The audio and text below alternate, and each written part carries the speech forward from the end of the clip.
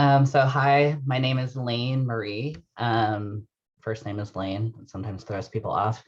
I use they, them pronouns, and I manage the Student Technology Center at the Evergreen Olympia campus. I have worked as full-time staff at Evergreen for almost 6 years now. Wow. And I spent a couple of years working at the Student Technology Desk as a student as well. And I attended Evergreen as a student from off and on from 2008 to 2016 and graduated in 2016. We're going to be talking today about Microsoft 365 and general student technology access. If at any time you have a question, feel free to unmute yourself and ask. We'll also have plenty of time for questions towards the end of it. But if I'm going too fast or you want me to review something, there's only two of you here right now. So please feel free to just interrupt and we can cover whatever feels relevant for you. So yeah. Okay, so Jamia and Tara and Trey asked about doing this workshop to just talk about the resources that are available for students. Like they titled it, Use Your Tools. It's just letting students know what's available to them while you're an Evergreen student, and then some tips and highlights of what's available via Microsoft 365 apps. I'll try to keep an eye on the chat too. So if you'd rather ask a question in the chat instead of unmute, feel free to put it there too. Let me just make sure. So what I put in the chat so far is just my name and role, a link to our help ticket submission site, help.evergreen.edu.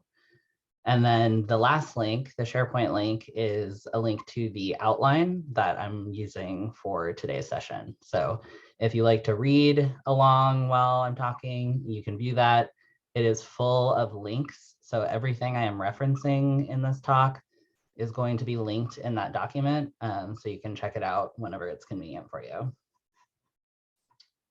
Okay, so I'm going to start sharing my screen now. Let me know if it looks weird or you can't see something.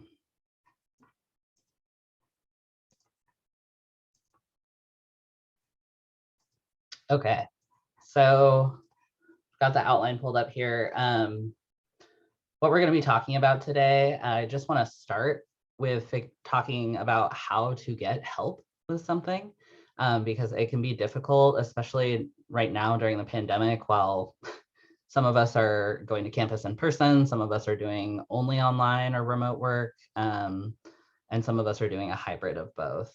So the most efficient way to get help with something, particularly if it's like technology related, is to go to help.evergreen.edu, and I'll show you what that looks like.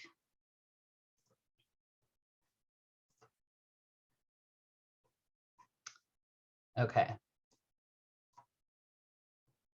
So help.evergreen.edu is it takes you to the front page of our help wiki, which is a public wiki page, kind of like Wikipedia, but for Evergreen specifically.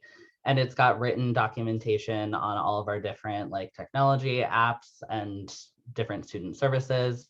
But the main page, you can either search a topic for an article, but if you are trying to submit a help ticket to get in touch with us, you're going to pick either technology help or student services and academics.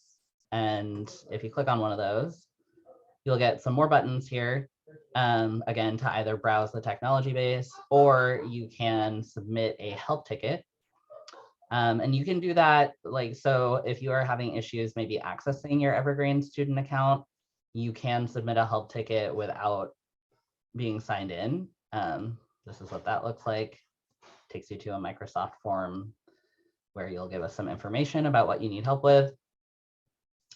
The other option is if you have an Evergreen account, you'll be signed in and taken to our internal ticketing system. So it looks a little bit different, but basically same thing. It's kind of like an email. You give it a title, you give it your contact info, and then tell us about your problem. And what happens when you submit either of those forms is myself and my student staff watch the incoming like ticket inbox, and every single new ticket that comes in, we look at it and identify, is this something that we can help with? Like usually like a student account issue, or maybe folks asking for help with Canvas or Microsoft apps. So if we can help it, if we can help with the issue, we will be the ones to contact you. So whether you give us your phone number or your email or whatever, myself or my student staff will be the folks that are reaching out to you to either provide information or get more information from you to see if we can help.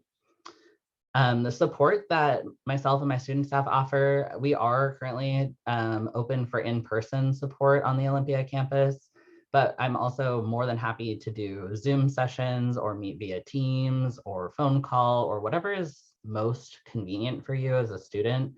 If you find that you need like some extra support just navigating your computer, or maybe you have a really specific problem that you need to show someone, we can meet via Zoom or Teams, and I can have you screen share, and I'm more than happy to set up one-on-one appointments like that.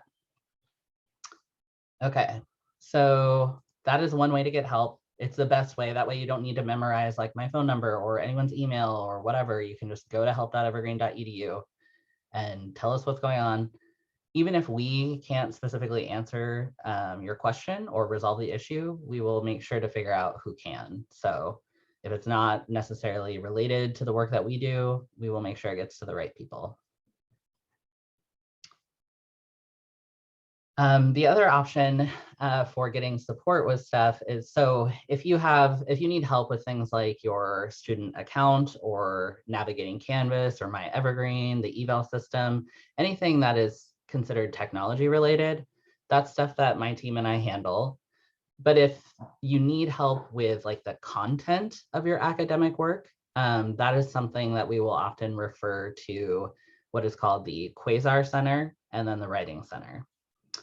And so the Quasar is short for the Quantitative and Symbolic Reasoning Center, and that basically means math and science, so anything having to do with numbers or symbols. And so they have student tutors who are available for drop-in sessions. They're open, I believe, like 12 to 7, Monday through Saturday, maybe shorter hours on Saturday. But you can just drop in and say, like, I need help with this particular subject. It's math or science related. And they're probably going to have a tutor that can help you out. The Writing Center functions very similarly, but for any writing project. So if you find that you know how to navigate Microsoft Word, the problem is that you can't figure out how to format your research paper, or you need help doing the research, or you just need like another set of eyes for editing. The Writing Center can help with any writing project at any stage. So maybe you just need help brainstorming, maybe you need help with your final draft. Again, you can go for drop-in appointments, which is super convenient. You don't have to come to Olympia. You can just meet with them via Zoom. So that's kind of the difference there, is like, we can help, help you navigate if you're having trouble using like Excel. We can show you how to install it. We can show you how to navigate around it generally. But if you're actually needing help with like using particular formulas and getting graphs to look correct and, doing the actual math or statistics or the writing project, if it's content related, then we usually refer folks to the Quasar and the Writing Center. Any questions about either any of those resources so far? I'm going to take a look at the chat and just make sure I'm not missing anything. Okay. Great. So the other thing that I like to cover for students, as someone who attended Evergreen on financial aid myself, is particularly right now, due to the pandemic, there's free money available for students. So if you need a laptop, desktop, iPad, some other kind of tablet, a smartphone, anything like technology related, there is a grant for any student who has completed the current year's FAFSA. So if you have not already completed that, you can talk to financial aid for help, see what they can do for you. But if you have an active FAFSA completed for this year, you can contact financial aid by filling out this form. It's just a simple one-page form. And you can request up to $1,000 for the purchase of basically any, it could be for it could be for internet service, it could be for a new modem or router, really literally anything technology related that will help you be more successful as a student. You can use those funds for whatever you need. So I've checked with financial aid. They still have funds available. There's plenty of money to go around. Do not hesitate to request this money. Even if, like someone earlier mentioned that they had already purchased an iPad and an Apple Pencil, you can still request the grant money, and then just, you have that money paid back to you. You don't have to give them receipts. You don't have to prove anything. It's pretty low barrier, aside from already having to have a completed FAFSA and then filling out the one-page form. So I've linked that here in this outline. The other option is an emergency gift fund. And so that could be for anything. It could be for rent, utilities, groceries, phone bill, whatever. Every student with a complete FAFSA is eligible based on their financial need, and you can request up to $500 per year. So those are two different ways that you can get free money from the state and federal government to help you make purchases to improve your technology experience. So if you find that you're using like a Chromebook, which really struggles to utilize the full, it's hard to use like full versions of the apps on a Chromebook or something like that, then go ahead and request the grant and buy yourself a new Windows computer or a new MacBook. For the technology assistance grant, if you need something that's more than $1,000, they ask you to provide additional documentation. So it could just be like a note from your faculty, or maybe your program or class description, saying like you need a MacBook and you need Adobe Creative Cloud to be able to be successful in the class. And so you can request, I believe it max is $1,500. So free money. Highly, highly encourage everyone to request it. You're not taking money away from anyone else. It is just money that is available until the government decides to take it away. So please utilize it. And they don't check afterwards. So you can tell them like, I want to buy a PC computer. Here's about how much it costs. I'm requesting that amount of money, but you don't have to like submit receipts or proof that you purchased it afterwards. So again, it's pretty low barrier, really amazing resource that's available right now. You can just turn in those one-page forms to financial aid via their email. You could also turn it in person if you happen to be on the Olympia campus. And right now, I don't think the turnaround time for getting a response on those is very long. The last time I checked, it was like 3 to 4 business days it was taking them to review.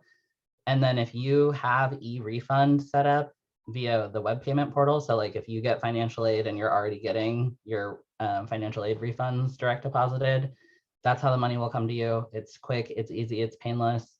If you do not already have e-refund set up, they will mail you a check. So might take a little bit longer, but still pretty convenient.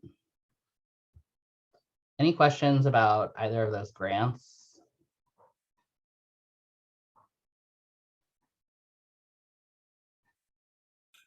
Jasmine wanted to know where they find the information for those grants. Are those links, or can you provide those links?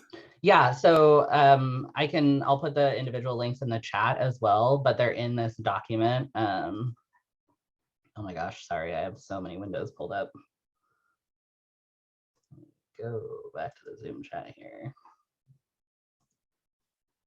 There we go. Okay, so here, oh my gosh, this link is so long because it came from, okay, I'm gonna put it in there anyway, but sorry for the long link. It's because it came from a Microsoft Word document. But these are just links to the PDF forms for these grants. And then I also linked to, so that first one is the technology access grant. This is the emergency gift fund. And then in general, here is the link for just Evergreen Financial Aid if you need to contact them.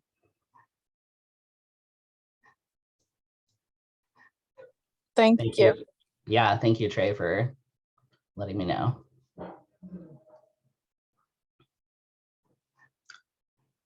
Yeah, I just truly could not encourage folks more, like, please use the money. Otherwise, it's just going to go back to the government. And like, I'd much rather the students, all of our students get to purchase things that they might need. So maybe you already have a laptop or desktop computer that's working fine, but your experience could be greatly benefited by the use of an iPad or some other kind of tablet where you can draw, like handwrite your notes using a digital device, and that can be really helpful as well. So, okay. Moving on to other tools that are available. The big one as the topic of this meeting is Microsoft 365. So, one second. Okay. So what is Microsoft 365? It's gone by a few names over the years. Most recently, people were referring to it as Office 365 or O365. Microsoft changed it to Microsoft 365 because their apps are covering so many more things than just the traditional Microsoft Office suite of applications. But basically what it means, it's just an umbrella term to refer to applications that most of us are familiar with, like Microsoft Word, Excel, PowerPoint. And then there's a lot of newer apps that folks are sometimes less familiar with, things like OneDrive, Microsoft Teams, and OneNote. So Microsoft 365 is just a way to reference all of that whole package. So how do you use Microsoft 365? You know, historically, they have always charged money for access to the applications. One of the wonderful things is that while you are an enrolled student at Evergreen, so as long as you're actively taking classes, you get free access to all of the Microsoft 365 apps. So right now I'm gonna go through how you would access that as a student. So I'm going to pull up my browser window. I'm just going to navigate to office.com. And so this is just their regular Office homepage. But if you click on this little circle icon with the person silhouette, you're going to get the option to sign into your account. And when it prompts you to sign in, you want to make sure that you are signing in with your Evergreen student account. So if you have already like an Outlook email address or a personal Microsoft account, you do want to make sure that you're signing in with your Evergreen student credentials here, because your Evergreen account has free access to those apps that we're talking about.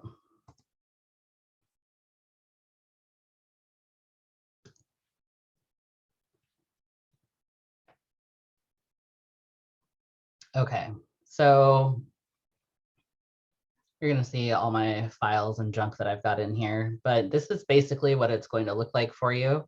At this top header here, it's just telling you you're looking at Office 365. You can see that you're signed in up at the top right. Just going to expand this window a bit. And if you scroll all the way to the top, you should at the top right have this Install Office button.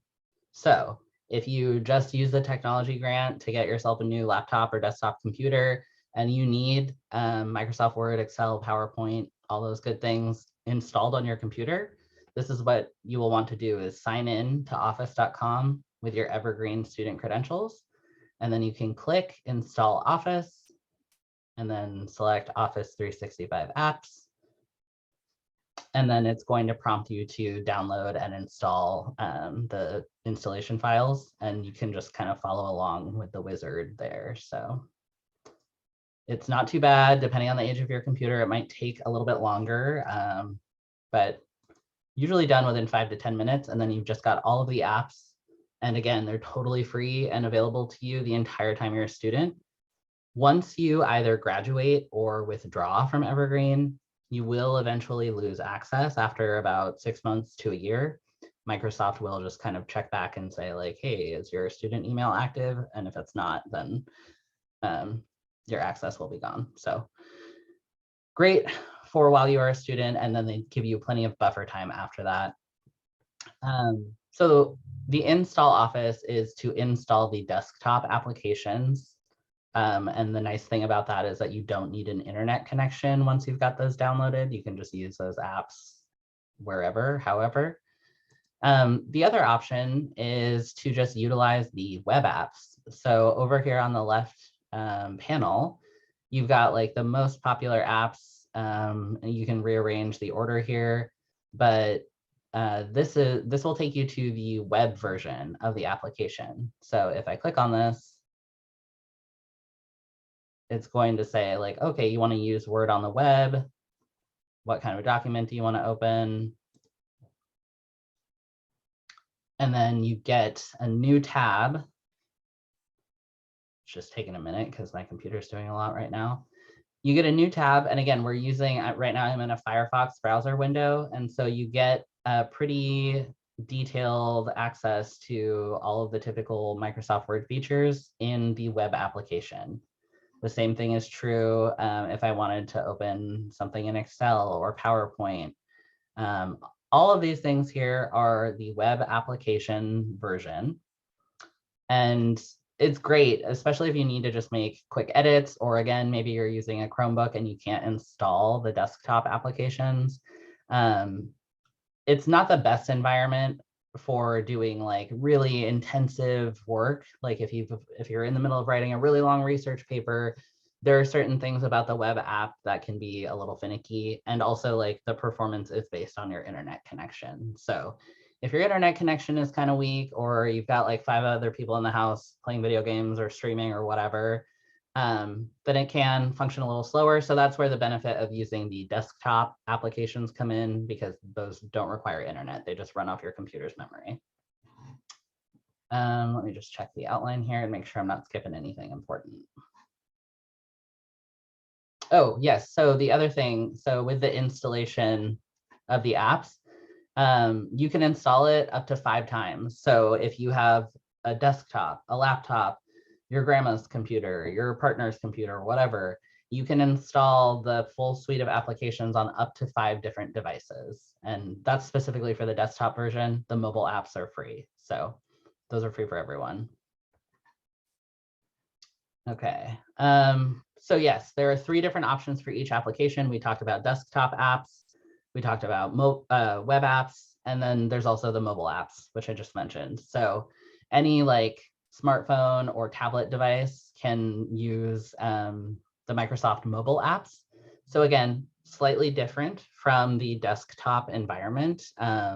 Usually there's not quite as many actions and like different things you can do, but for all intents and purposes, they have like really done a good job improving the mobile app environment. And so you can do most things now in the mobile app. So for most stuff that you're going to be doing, if you're just typing up a quick paper, you don't need any like extremely fancy formatting, or you don't need to run any like macros with Excel. You can view and make simple edits to any PowerPoint, Excel, Word, whatever document on your mobile device. So Microsoft, yeah, has done a really good job making those apps more usable.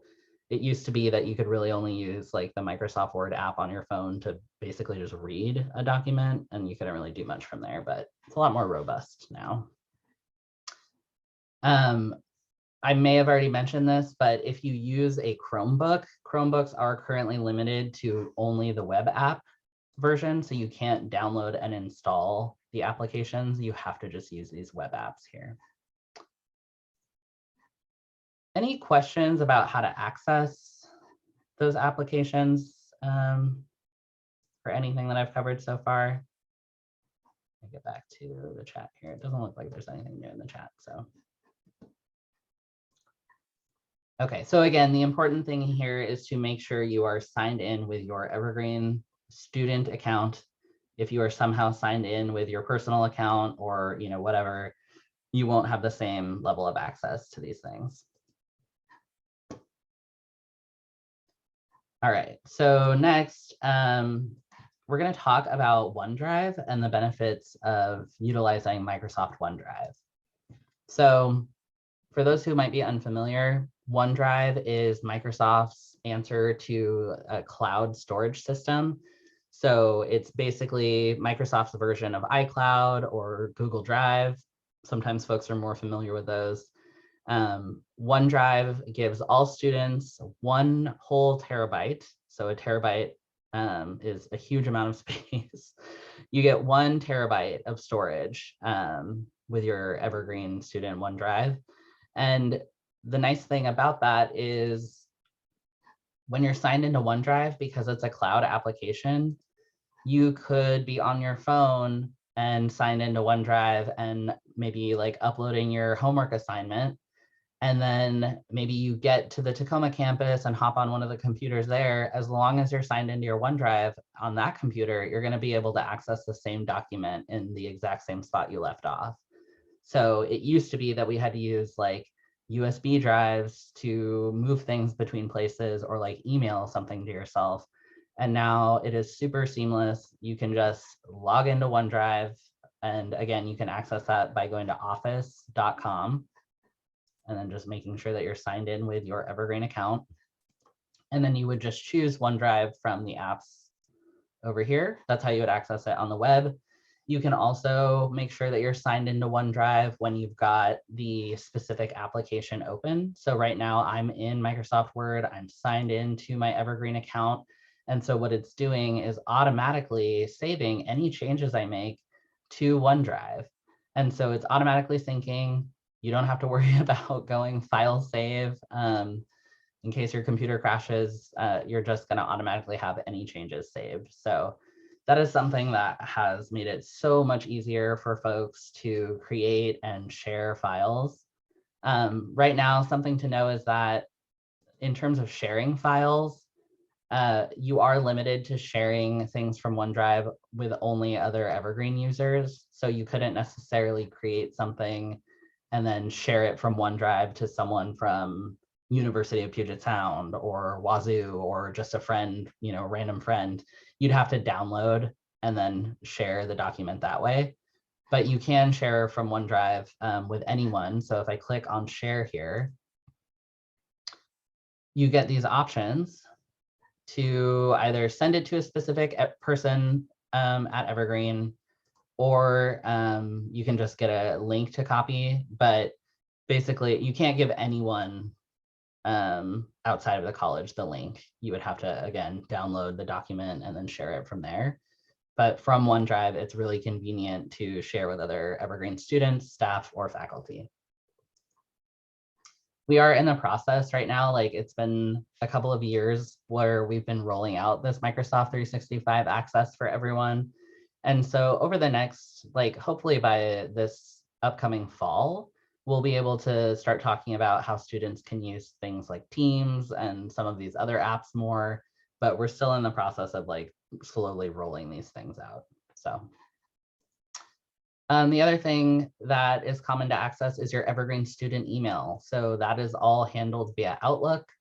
You can access Outlook just like any other app from office.com.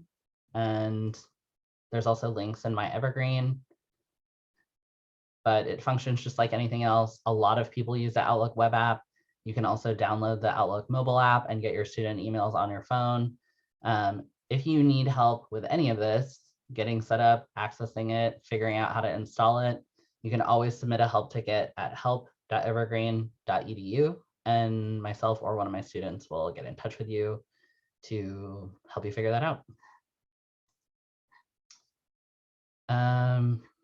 Yeah, so I think I already covered this, but basically, again, the nice thing of OneDrive is that you could be on your phone using the mobile app, and as long as you're signed in with your Evergreen account, let's say I'm making edits to my paper on my phone on the bus while I'm heading to class, great. As soon as I get to class and pull out my laptop, then I can pick up where I left off. You could also like use the web app on, maybe you're at a friend's house and you realize you need to like fix something on your homework.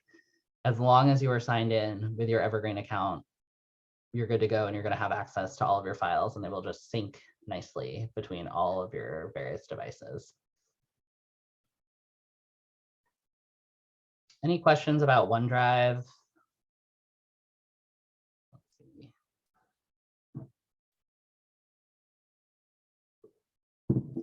I have a question, but my baby keeps crying. Oh, you're fine. So once we're no longer students, would we just have to like download all our content so we can keep it? Or how does that work? Yeah, that's a great question. So yes, as your time at Evergreen is coming to an end, so let's say you're either transferring or withdrawing or graduating, your student account will stay active for a certain period of time depending on how you're leaving the college. I'll put a link when we're done here to our wiki page that talks about when and how your account deprovisions. But yes, so let's say you have like all of your work from the entire time you were a student at Evergreen saved in your OneDrive.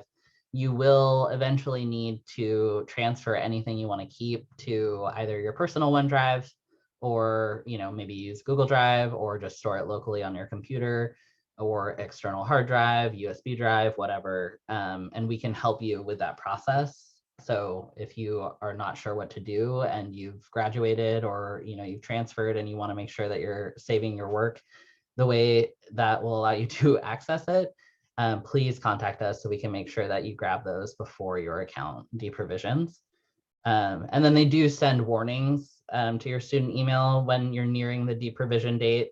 I think they give you like one month's notice and then 2 weeks notice and then 1 week's notice. So you'll have a heads up before everything just disappears. But best practice is like, if you know that you did really amazing on this research paper and you want to be able to save it, it is always a good idea to save things locally as well. And what that means is like, instead of just using the autosave sync to OneDrive feature, you would go like file, and then save a copy to your computer or your hard drive, your external hard drive, or whatever it is.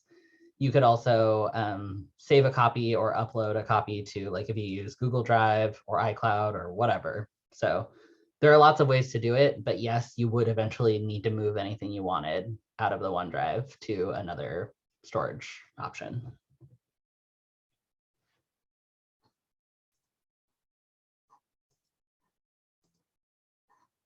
Okay, I'm just looking at the chat to see if anything's there. Okay, so the next topic we're going to cover is this amazing feature called Immersive Reader. So Immersive Reader has been out for a few years, but only like in the last year or two have I heard people like using it regularly. And what it is it is a built-in accessibility tool, and it is usable in most Microsoft 365 apps. So the most common feature that you're going to see, excuse me, is that it gives you the option to read whatever the document is aloud. So it will read things aloud to you. But there's lots of other features. So we're just going to cover some of those highlights here. So I'm in Microsoft Word, looking at my documents. And let's say, I don't feel like, or I'm not able to use my eyes to read it. What you can do is, normally you're going to see this like home ribbon at Word. But if you click on View, this View tab, and this View tab is in pretty much any Microsoft app. So PowerPoint, Outlook, Excel, you go to the View tab at the top, and then you've got this little Immersive Reader icon. So if you click on that, and then click where you want to start reading in the document, you've got this option here to click Read Aloud. Need help. Okay, and that sounded Visit weird because I had the speed messed up. Help.evergreen.edu to submit a support request. Full-time and student staff available to respond via email, phone, and Zoom. Okay, so it will talk to you. It will just read the document. It does a really good job navigating between different sections of a document. And you've got these little controls over here toward the top right. So you can go back a section, play or pause, go to the next section, or here you've got the settings. So I had the speed slowed down from my last demo, so it sounded a little weird at first, but you can play with the speed. So maybe you like things to be read really quickly. I'll bump that up a bit. We support any college-related technology resources, like Evergreen account support, student email, college-owned software/mobile apps, and why. So that's going really fast, but sometimes that helps people stay focused on the content. You can also change the voice. They only give you like 3 options, nothing particularly exciting, but if you don't like that default voice. .evergreen.edu, Canvas, printing, scanning, and more. And then if we don't one have more the person. answer, we'll help you get to the right place. So that's an example of the read aloud. And one of the really fun features, well, fun depending on the type of person you are, I guess, is that you can set your Outlook mobile app. So like if you use Outlook on your phone or some other kind of like mobile device, you can go into the settings and set it to read all of your new email to you, like when you get in your car. So when your phone senses that you're in your car, you can either have it automatically read your new emails when you open the app, or you can just navigate within the app to have it read a particular email aloud to you. And so like one of the folks who requested this meeting mentioned like they recently discovered that and found it super helpful because they're driving constantly throughout the day and they can have their emails read to them while they're driving. So you're not trying to mess around on your phone while driving, and also you don't have to wait till you get home to read the email. So it's a great way to multitask. It's also, Immersive Reader is an accessibility tool. And so what that means is like they created it for folks who have maybe different learning styles, maybe they have a learning disability, or maybe they've got like, whatever. There's all these different reasons, but it's supposed to give people options. So instead of just having to sit and stare at a screen 24 hours a day, maybe you just want to listen to it. Maybe you process information better when you're hearing it versus like reading it on a page. But there are other features in Immersive Reader. And so it lets you, at least within a Word document, you've got the ability to kind of change the width of what you're seeing. And that might help people who need, like really specific focus line by line to understand what they're reading. And you've got a few different options here. It also automatically, as you can see, it adds spaces between the letters. And so that text spacing is highlighted. If you uncheck that, it's going to make it look more like the original document. You can play around with the page color. So maybe you want a really high contrast, like dark mode situation. And then maybe if it just feels more fun for you to have a color, you can choose any color you want. But that can make it easier on your eyes. So the other feature that I really like is line focus. And so if you're reading a long document, right now there's no focus. We just see all the writing at once, but you can tell it to focus on one line. And so as we are reading, or as it's reading to you. Science subject taught at Evergreen. If you need extra help with Excel, they're a great resource. The Writing Center can help with any write. You can see that as it is navigating line by line, as it reads, it's keeping that line highlighted. And so that can really help people focus and follow along. You can also have it sound out syllables. And so a lot of this is set up for folks who like, maybe English is not their first language, or maybe they are learning English, as a child for the first time. So it is intended for folks of all ages, but including children or people who are learning English for the first time. And it will break things up into syllables to help with your reading comprehension. There's also some really amazing features if you use Microsoft OneNote. And so for those of you who might not be familiar, OneNote, let's see, go back here. So OneNote is this little purple icon with the N. I'm just going to open this little test notebook. But basically OneNote is a digital notebook. And so instead of using like a Word document to take notes, OneNote was specifically built for note taking. And they have really added a lot of features. And so they now let you like draw in the notebook, but you can make different sections. Like they made these look like the little like traditional binder highlighters. You can add all these different sections and keep all your notes in one place. And then you've got the draw feature in OneNote where you can use the pen, especially it helps if you have like a touchscreen device or if you have like an Apple Pencil or whatever, but you can write with the pen icon, as you can see I did here. And I don't know how many of y'all are doing math in any of your programs, but there is a really cool feature where they will like translate your written math functions from your handwriting. And this I did with my mouse, so it's super messy, but you can basically like highlight this stuff that you wrote and then click math,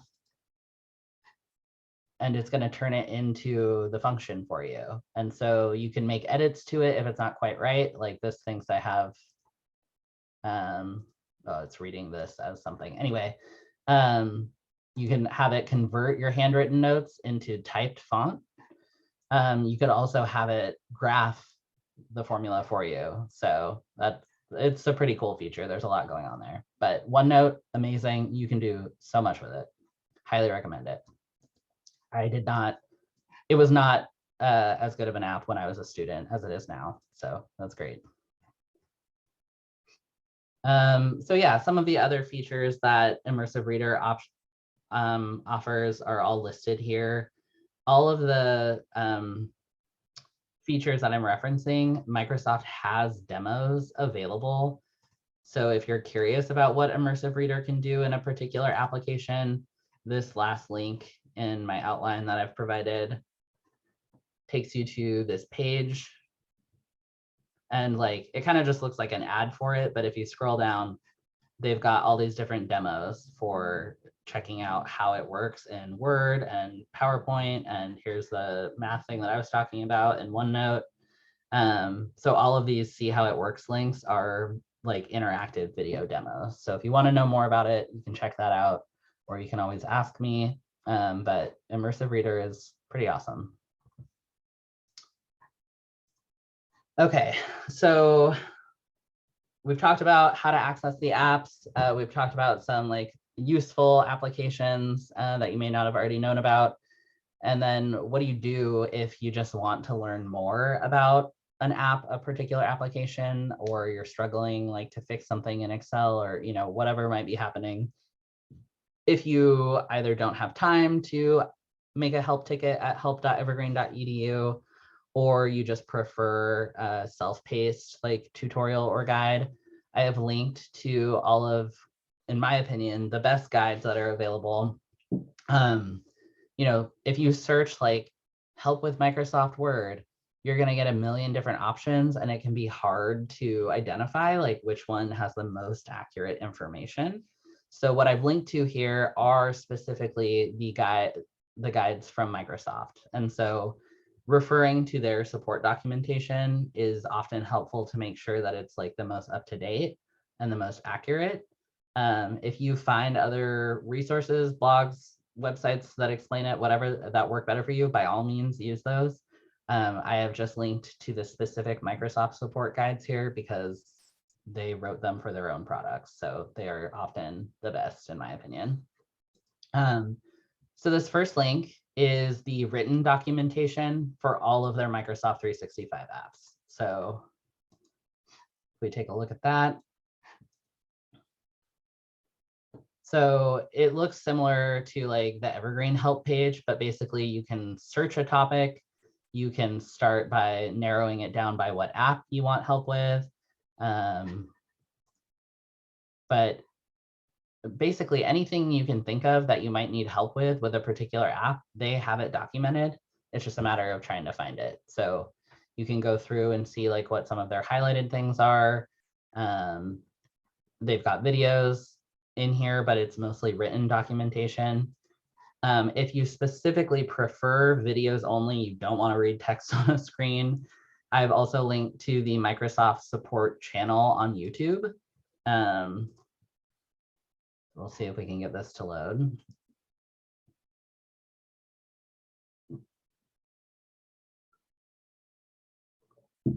Okay, so this is just their main YouTube page. You can subscribe, but you can see all their different channels here.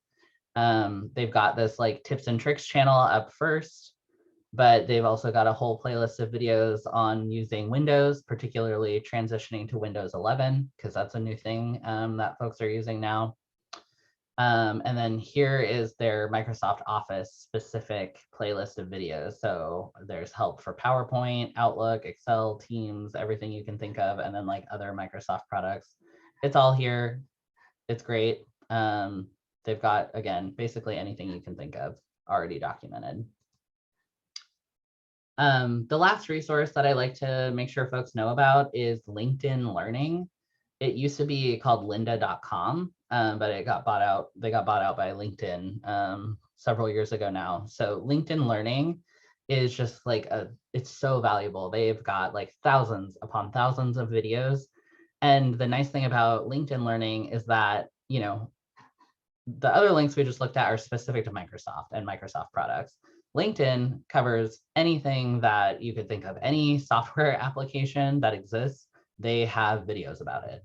And so they've got a range of videos that are like, you know, more intended for quick help guides to just get started. They've got like, you know, courses that could take months for you to get through of super detailed, like how to become an Excel expert, how to become an expert in Photoshop. And then you can get certificates at the end of the completion. And so like you can use that for your own professional or academic development and list those on your resume saying like, okay, well, I've completed the Microsoft expert level certification via LinkedIn Learning. The way to access those is through your regional library. And so if you're in Pierce County, you can make sure that you have a Pierce County library card. They're free to get. Libraries are incredible. They're like one of the few places where you can go and just be somewhere for free without having to buy something. So if you already have a Pierce County library system, library card, the link that I provided shows you all of their online resources, and they've got the link to LinkedIn Learning here. If you're in Thurston County, I put the Timberland Regional Library link to their online courses. And often your library is like a wonderful resource. They've got like all these different things, like Timberland has college admission test preparation, and you know, often there's like language learning software. So your library is a wonderful resource. And yeah, LinkedIn Learning, there's so much you could do. You could truly teach yourself how to do anything if you can follow along with the videos. So highly recommend it. And that's all I've got for the content of this workshop. So if you have any questions, I've got time to stick around, answer any questions. But yeah, thank you for taking the time to be here and listen, and hopefully you got some helpful information out of it. I'm just going to leave this up. And so if any of you have questions, you can unmute or I'll put the chat up, but I'm going to stop sharing. I did have a question.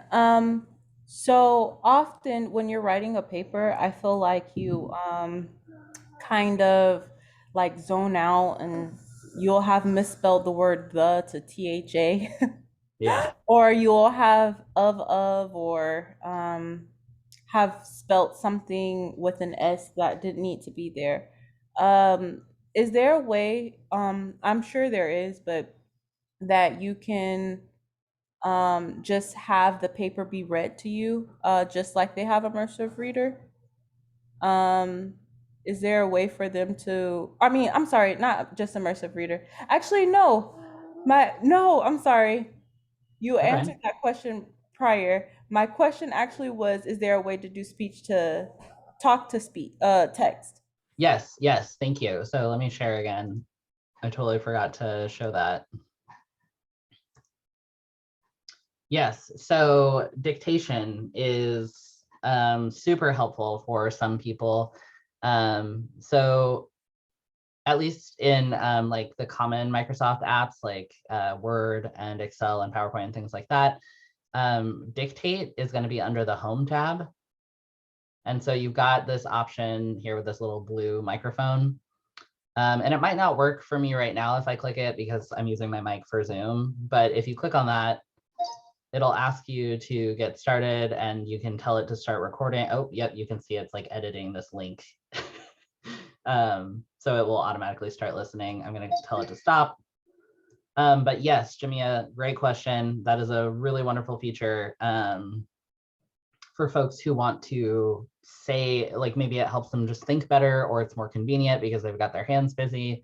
If you don't want to type for whatever reason or can't type, you can use Dictate in pretty much all of the Microsoft 365 apps, and it will automatically fill it in just like it, just like auto transcribing. And so you'll be able to go back in and edit it if you need to, but it's really nice for dictating.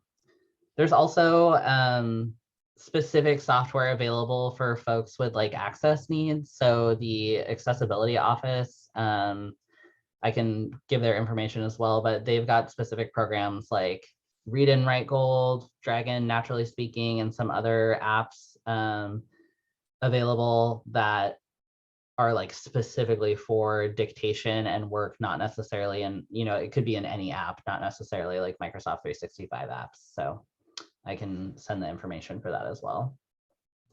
And my last question was, is there a way for you to do math problems on, I feel like there was, I don't have a math class, but I felt like I've seen it somewhere where you can do like a math problem in the Word document. Is that also something that you're aware of or that you know how to navigate? Yeah, so if I might not be, let me know if this isn't what you're talking about, but you do have the ability to, like, maybe, I think what you're referencing is like inserting the formula. So I'm trying to remember how to get to it off the top of my head, but it's definitely in here. Yeah, okay, so it's under the insert tab. And then all the way over on the right, you've got equations and symbols. And so this was helpful because I took like organic chemistry and a bunch of like science classes where we had to have the equations in our like lab write-ups.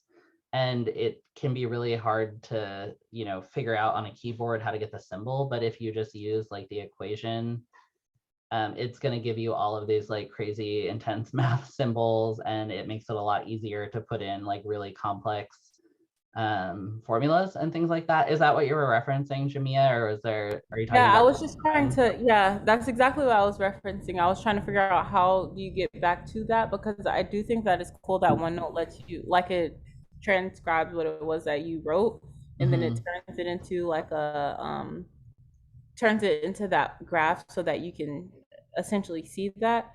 But I was trying to figure out if I seen anything similar to that in Word. Yeah. But yeah, it, like, even looking in the insert tab, I'm looking at like how it said 3D models and just different stuff like that. That seems kind of cool. Wikipedia, like, Yeah, they've got so many built-in integrations. I mean, like, truly the things that we can do now are so wild just from when I was a student, and it wasn't even that long ago. So I'm sure it's just going to get more and more robust. But yeah, 3D models. It used to just be that we could use like word clip art and like all these funny things, but they've made it super easy to embed videos into your documents. And again, I have Word open right now just because I was using this outline, but this is true in PowerPoint. So not all of the features are in Excel like that, but Excel lets you do even other like more crazy things. But yes, there's all of these different features. OneNote is really cool for taking notes, just because I love literally writing out my notes on paper, but then having to go through them and like saving them can be a pain. So it's nice if you have like some kind of tablet or something with a touchscreen. OneNote, the draw feature is awesome, but Microsoft Word also has that same draw feature. So it will turn ink to shapes, ink to math, and ink just means that it was something that you used either your mouse or like a Apple Pencil or your finger on a touchscreen, and it just lets you do so many things. Another cool feature is like if you're using that drawing feature, I don't know that it makes sense for me to go through and do it all right now, but let's just say I wanted, like when students are trying to solve a math problem and they're using the draw feature, obviously this is going to be a super simple math problem. But let's say like a student wanted to show how they got there. So maybe they add 3 under the 5 or whatever. You can do an ink replay and it will show you step by step what you or whoever, so like maybe your teacher uses like whiteboard in OneNote or in Microsoft Word or whatever. You can go through and view each step as they're working through a problem. So they've given us a lot of different things to play with. That's really cool. And I don't think I have any other questions. Jasmine or Trey? Nope. I think you got everything I got. Cool. Yeah, I don't have any questions, but thank you for the information. I'm filling out this grant now. Awesome. Yes, I love to hear that. Please, please, please just ask them for the maximum amount of money and spend it on whatever you need. Like, it doesn't even need to be technology related. I'm just like, all students should know that they have access to this and use it because it is literally free money. So great work. Okay, thank y'all. Okay, as I've mentioned before, Evergreen Tacoma has like a tradition where we do give back. And give back is the feedback that I gave last session, but it's where we also just honor you and be present in the moment and be thankful that you came over to us, that you, for your existence, for your time, for just you being an amazing human being. And so I just wanted to say thank you, and for not just your time, but for everything that it is that you help us with over at SNA. So I'm very grateful that you've been a very fast person to respond, and you were very quick to jump on the bandwagon and say yes, this is something that you want to do. And if anyone else wants to hop in on the give back, otherwise we can close out. Well, I just want to say thank you to y'all for requesting this and getting in contact with me. You know, my favorite thing to do is work directly with students to get them whatever they need. So thank you guys for being students. Like I would not have a job if y'all were choosing to go other places or whatever. And, you know, there's so many things about Evergreen that make it really special and unique, but we would be literally nothing without the students. So thank you for being here and sticking with Evergreen. And yeah, please let me know if there's anything that I can do to help. And thanks for being here.